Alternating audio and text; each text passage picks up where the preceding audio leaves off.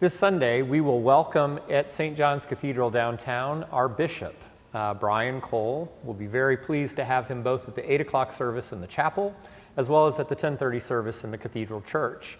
And at that later service, we will be doing confirmations, receptions into the Episcopal Church, and that's always a very celebratory day. And we have a pretty large panel of confirmands that are going to be coming, and it's such a great time for us to really think about our own discipleship and our own commitment to Jesus Christ, as well as our participation in our specific tradition in the Episcopal Church. And somewhat fortunately, the lessons that are already appointed in that season after Pentecost give us some good things to work with, especially the epistle lesson, which is taken from Paul's letter to Timothy. And he's exhorting Timothy to be steadfast in praying for others and that intercession. And of course, we will be praying for our confirmands this Sunday specifically.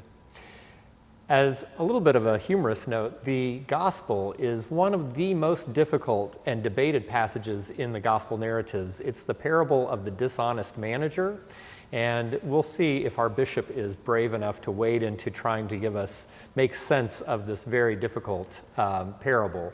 But of course, the focus will be on our idea of discipleship, and especially as seen through the lens of the reaffirmation of baptismal vows and confirmation. And so our music and prayers will all kind of go along with those. At the offertory, the choir will be singing John Rutter's setting of Be Thou My Vision. Be Thou My Vision, of course, is a very familiar ancient text, probably from sometime in the 7th or 8th century, and it's been, of course, translated from the original Gaelic. And then John Rutter fitted it with a new original melody that gives a little bit of a different take on these familiar words.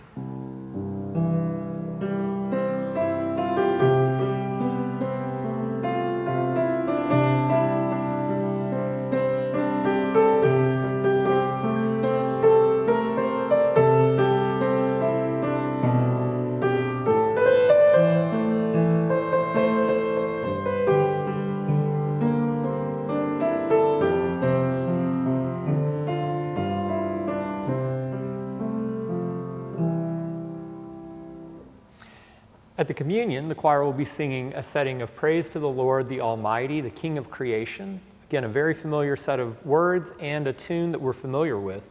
This setting is by the 20th century composer Hugo Distler. Distler lived in a very dark time. He was living in Germany during the time of the Nazi government, and he was very conflicted. His faith obviously was very much at odds with what was happening in the country, and yet he was also wanting to live out and be a good German, although he was really disagreeing with what was happening. And unfortunately, that tension ultimately led to Distler's suicide at the age of 34. And it's really robbed us of a real treasure of music. Distler's music, what we have that he wrote in this very short lifespan, is so energetic and engaging. It's popular with very educated musicians and with folks who can't read music at all. It really is a very broad appeal. And you'll see in this motet some of the reasons why.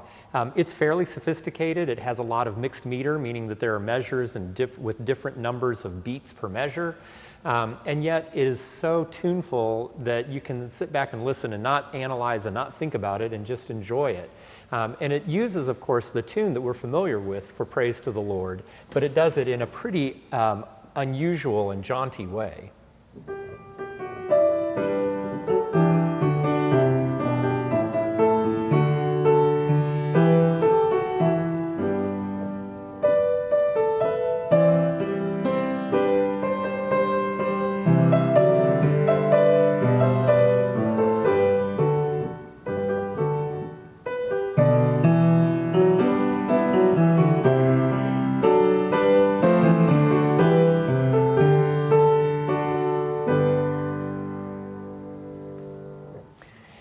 And then right after that, we will be singing as one of the communion hymns, "O Jesus, I have promised to serve thee to the end," with this very adorable Finnish folk melody, Nyland.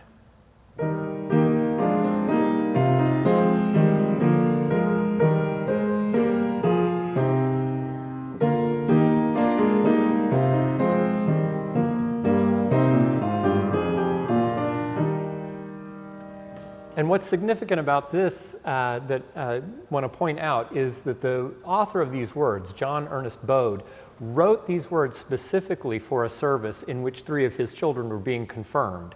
And so it talks very much about what we will be experiencing this Sunday and that renewal of commitment that we celebrate in confirmation. So we hope that you will come and worship with us and help us welcome our Bishop, Brian Cole, here at St. John's Cathedral this weekend.